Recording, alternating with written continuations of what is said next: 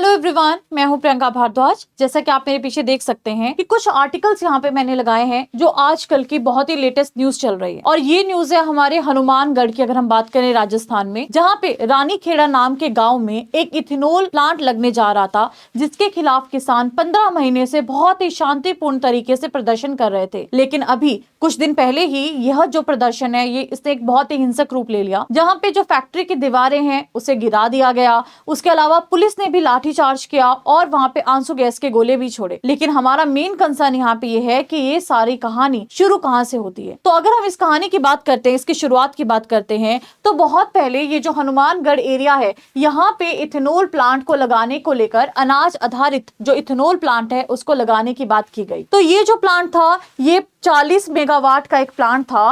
और ये जो एरिया है रानीखेड़ा की, अगर हम बात करें, हनुमानगढ़ की बात करें, ये वहां का एग्रीकल्चर बास्केट कहलाता है। यही वह एरिया है जहां पे सबसे ज्यादा वहां पे प्रॉपर तरीके से फसलों का उत्पादन हो सकता है। अब क्या हुआ, जब ये परियोजना लाई गई तो किसानों को सबसे बड़ा खतरा क्या सताने लगा? तो सबसे बड़ा खतरा ये था कि जो पर्यावरण है उसे नुकसान पहुंचेगा, जो पानी के रिसोर्सेज हैं वो खराब हो जाएंगे और पर्यावरण जो है वो दूषित हो जाएगा, जिससे उनकी खेती के ऊपर भी अच्छा खासा जो इम्पैक्ट है उन्हें देखने को मिलेगा। तो किसानों ने इसी को लेके बहुत समय तक जो शांतिपूर्ण प्रदर्शन है वहां पे दिखाया, लेकिन उसके बाद में कहीं पे भी बात नहीं बनी, तो यह एक विवाद में तब्दील हो गया। और अल्टीमेटली ये जो हमारे पास में इथेनॉल प्लांट बेस्ड अगर हम बात करते हैं, या अगर हम बात करते हैं जो आपका अनाज आधारित इथेनॉल प्लांट है, इसको लेकर जो प्रदर्शन है वो किया जा रहा है।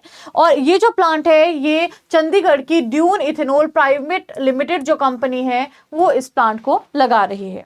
ये 450 करोड़ की लागत से एशिया का सबसे बड़ा इथेनॉल फैक्ट्री कंस्ट्रक्शन है। और जो फार्मर्स का सीधा सीधा कंसर्न है, दो शब्दों में अगर मैं बोलूं तो एनवायरमेंट को लेकर और एग्रीकल्चर को लेकर उनका सीधा सीधा कंसर्न है। अब अगर हम बात करते हैं ये फैक्ट्री आती है तो इसका इंपैक्ट क्या होगा, तो देखिए एम्प्लॉयमेंट तो वहां पे बढ़ेगा ही बढ़ेगा, डायरेक्ट या इनडायरेक्ट वहां पे जॉब अपॉर्चुनिटीज लोगों को देखने को मिलेंगी। जो वो अपनी क्रॉप्स लगा रहे हैं, जो भी इथेनॉल प्लांट में यूज होने वाली क्रॉप्स हैं उनको वो लगाएंगे, तो वहां पे डाइवर्सिटी बढ़ेगी।